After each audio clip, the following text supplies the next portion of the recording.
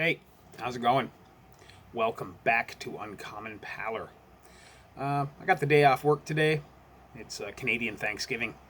So I figured I would do a collection update because that's generally what I do on days when I don't have to work. So, yeah, if you think back maybe a few weeks ago, I showed some records that I had gotten from an old metal collection that had become available. Since then, I've been picking away at that collection pretty steady. I'm satisfied now that I have everything that I really wanted out of it. I mean, there are probably a few stragglers that I wouldn't mind having, but all the stuff that was necessary to me is in my hands now. So I figured I'd show some of it. Got a few punk records and then a bunch of metal ones. So, yeah, let's do it. We'll start with the punk ones. From 1982 on Riot City Records. It's a British street punk band. The Ejected. A touch of class, because these folks just ooze class. Most people are probably familiar with this band for the track "Have You Got 10p," because it was on a million punk compilations back in the day. But realistically, this entire record's awesome. Every song's good, solidly played, super catchy, just all around well done. I'm kind of surprised it was in there. Whoever owned that collection before, like, there weren't many punk records, but there's no rhyme nor reason to the ones that were in there. There's no particular style that person must have been into. There's just, like, every punk record in there is just a different style of punk. So I can appreciate that, and I'm glad this was in there because I wanted to own it. So cool. Next up, 1986 on Rough Justice. It's a band everyone knows. The Exploited. It's their Jesus is Dead 12-inch. I suppose it depends on your age and where you're located geographically. But when I was getting into punk, the Exploited were like, the most prominent learner's permit punk band around. Like, everyone had Exploited shirts, everyone had Exploited records. Yeah, they were a total gateway band. Originally from Scotland. I think they may have relocated to England later on. The only address for them on here is the fan club address, and it's still in Scotland. This is where the Exploited took kind of a darker turn. Like, their earlier stuff, I mean, it had some kind of, like, darker lyrical content, I suppose, but their music was always kind of like boisterous and kind of fun, I guess. This is where they took the dark turn, and it's just, it's just a lot more kind of serious, and there's a lot more like plodding beats and stuff to it, which is awesome because it's probably my favorite Exploited material. And if it isn't my favorite, it's way up there. So yeah, I was kind of glad to get a copy of this in such good condition. Funny story about this though. I used to have a T-shirt with this design on it, and it was a kid that had just started going to my school. He moved here from somewhere in Michigan. We started kind of hanging out at school. I found out he lived around the corner from me. So I went to pick him up one day. We were going to go hang out. And I was wearing that shirt. And I knocked on the door. His father answered the door. But he hadn't told me that his father was a minister. So, yeah, our hanging out was pretty short-lived, thanks to Waddy and the boys. So, yeah. All right, last punk record before the metal starts. This one's from America, from Phoenix, Arizona, actually. It's on Placebo Records. It's from 1986. It's a band called Mighty Sphincter, which is really weird because that was my nickname in high school. This is called the New Manson Family. This is kind of a gothy death punk thing. Kind of like a way more unhinged Christian death, maybe. If they decided to kick the entire drum kit down a staircase while they were recording. Just super chaotic at times and weird. Yeah, I'd never actually heard them before. I remember seeing this advertised in like Maximum Rock and Roll and shit way back when, but I never ever got it. I never heard it. Seeing as they're from Arizona, I'd like to think these days this guy would call himself Recount Dracula, but that's just me. A little political humor there for you. All right, on to the metal. Germany, 1985 on Earthshaker Records. It's a band most people here probably know. Living Death. This is their Watch Out 12-inch. I'd never seen this one. Definitely didn't have it. So I figured I'd grab it. Really well played heavy metal. Some speed metal tendencies to it. Just enough corniness. Not enough to put it over into, like give me a fucking break territory, but almost. But still super tolerable. Good record. This is one of those bands that sounds like they look. So, yeah. Take that into account. All right, next. This is on Scratch Records from 1984. Another German band. Stormwitch. It's called Walpurgis Night. I'd never heard this. After getting it and kind of reading about it, I found that it's actually a pretty well-respected record. This is just really, really, really well-played heavy metal that leans more towards power metal. Very melodic. Singer, he can sing. And the production's good all around. This is a winner. I was pretty impressed. I'm glad I just decided to get it on a whim, but good shit. Next, band from Italy on Rave Up Records, or Rave On Records, sorry. From, fuck is this from? 1985. Astaroth, The Long Loud Silence. Yep, Italian band. I'd heard them before because I have a Rave On Records compilation sampler, and it has them on it, so I knew what I was getting into.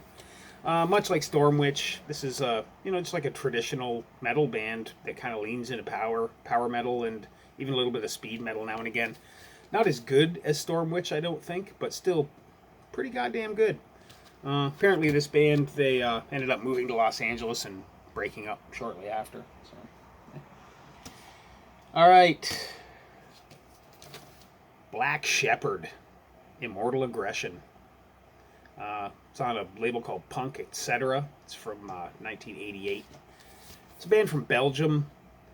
This is okay. It reminds me a lot of really early Sepultura or something.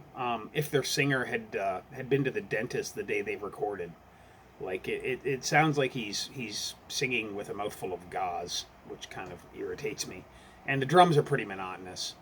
I mean, it's not the worst thing I've ever heard. Certainly not the best. I definitely have to be in the mood to hear this. Apparently, their demo that came before this is much better. So, yeah, if I ever get a chance to check that out, I will. Yeah, Black Shepherd. Oh, and speaking of Sepultura, I got me a copy of Schizophrenia. This is like a 1990 repress on Road Racer. It's not the Cogumelo or the Shark pressing. But whatever, I didn't own it. I own it now. I'm not going to get too deep into Sepultura because I guarantee almost all of you know exactly who they are. Actually, a guy who's straight here from Brazil started working with me recently.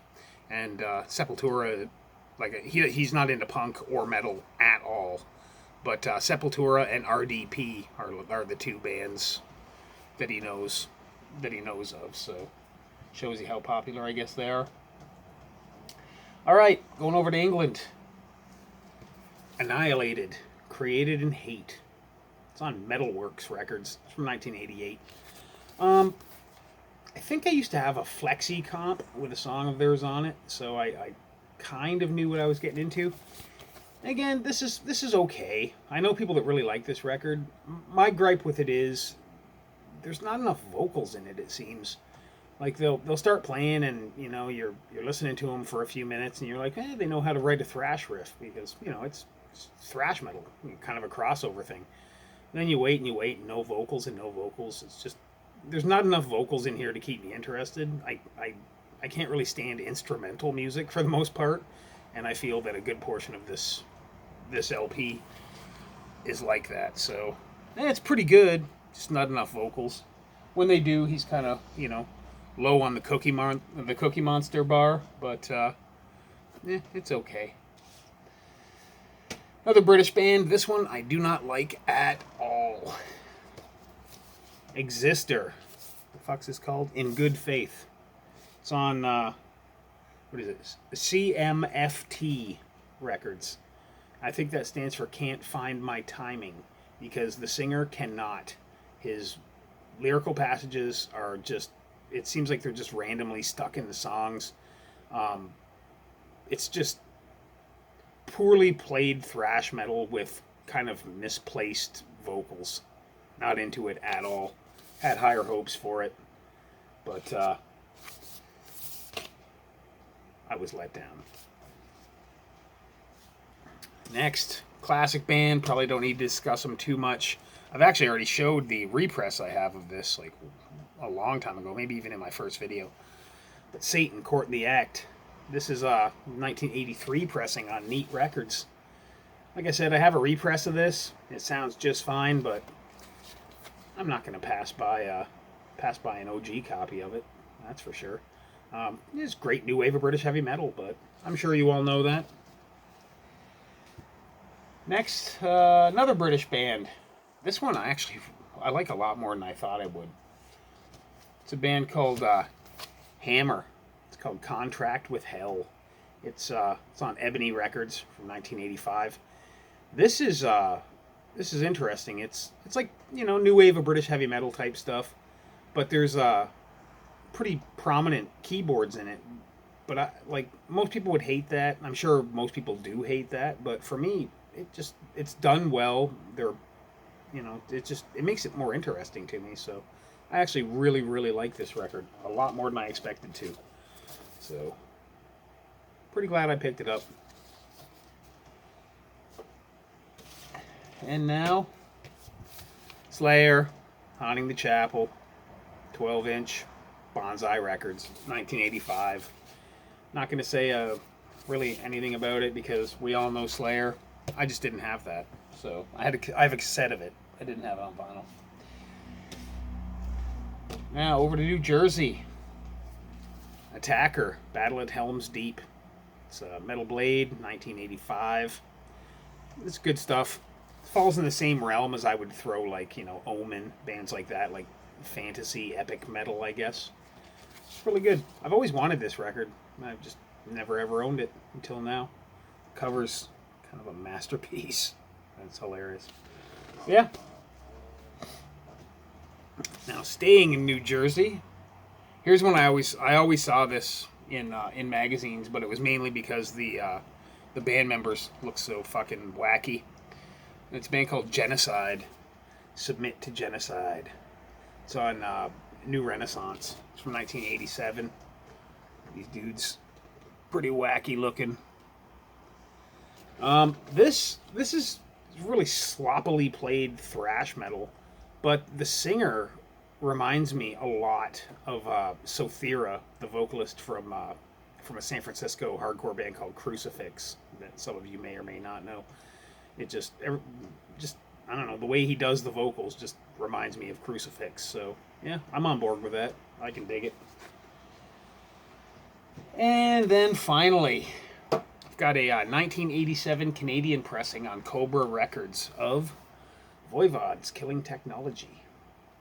Not going to pass that by.